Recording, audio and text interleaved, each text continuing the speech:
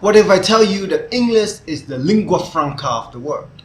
My name is Nguyen, and welcome to my channel. Today, we'll talk about phrases of foreign origins that you could use in daily conversation as well as in formal writing. So, lingua franca means the frankest language. This is a hybrid language made of words from Latin, from Italians, from Spanish and Portuguese, used by the people around the eastern part of the Mediterranean Sea during medieval and Renaissance times.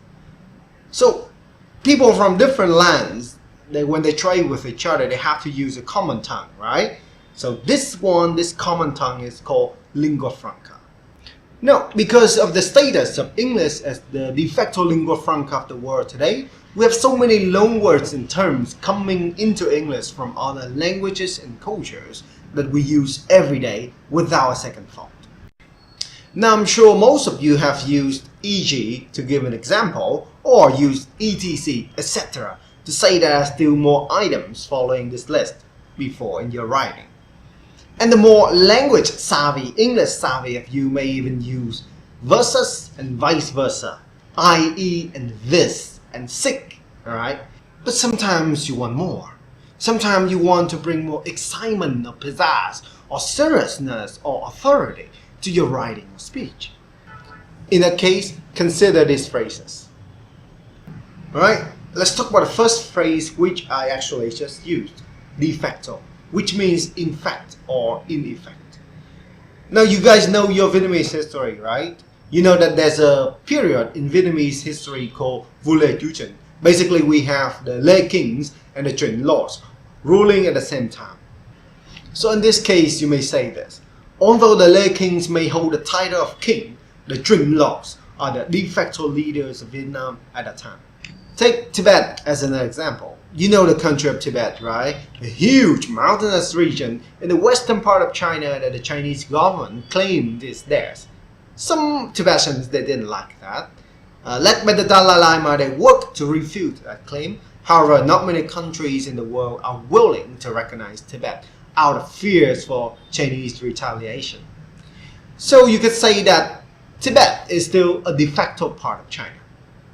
Moving up to number 2, we have magnum opus, which means great work in Latin. In English, it is used to describe the best work, the masterpiece of an artist or an author. Quick, what is the magnum opus of Leonardo da Vinci? Ooh, I like that. The Mona Lisa, huh? Well, me personally, I didn't like the Mona Lisa that much. I think it's just famous for being famous because it was stolen from the Louvre that one time. But that's a story for another time. Personally, though, I like these words of Leonardo da Vinci more. What about Michelangelo? Or Magritte? Picasso? Frida Kahlo? Jackson Pollock? I'm just kidding, that's not from Jackson Pollock. That's from a preschooler. But we should talk about art sometimes. Alright, moving on, the third word is pièce de résistance.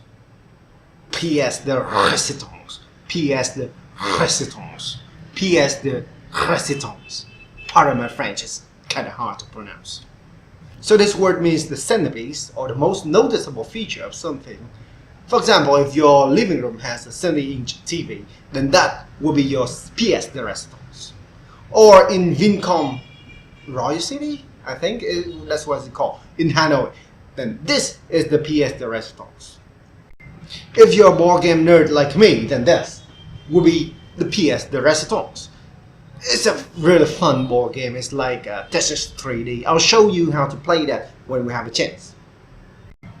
The fourth and penultimate word in my list is status quo, which is another Latin word for the existing state of affair. So basically how things are right now at the moment. Take Thailand for example. Prayuth Chan-o-cha is the de facto leader of Thailand right now. So naturally, he will want to maintain the status quo, whereas other opposition leaders will want to upset it.